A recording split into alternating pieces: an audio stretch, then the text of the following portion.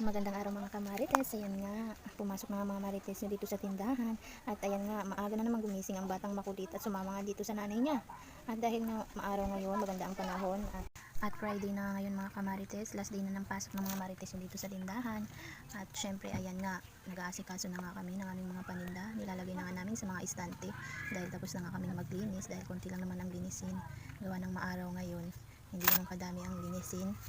At ayan, kung mapapansin yung mga kamarites, naglalagay na nga kami ng mga paninda. At meron na nga mga estudyanteng pumapasok at bumibili dito sa tindahan namin dahil medyo maaga-aga kami ngayon. Pero kung mapapansin yung mga kamarites, sikat na ang araw.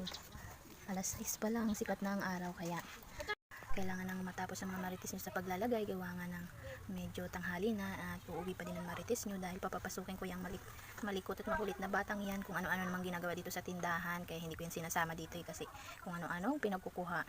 May pasok nga yan kaya sumama pa nga dito para makagala na naman, mangulit na naman. Pero uwi din kami gawa ng papapasukin ko nga dahil nga nag-i-school na yan ng daycare. At ayan, dumating na nga rin si Ate Iya. Tutulong nga din yan maglagay ng mga paninda. At meron nga diyang makulit ng bata o kung ano-anong pinagkukuha sa cabinet. Kaya ako naman ito, kailangan ko nang tapusin to dahil tanghali na din. At uuwi pa nga ako sa bahay. Paliliguan ko pa at pakakainin ng estudyante ko.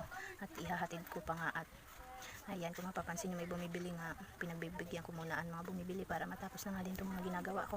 At ayan, naglalagay na nga ako ng mga candy sa taas.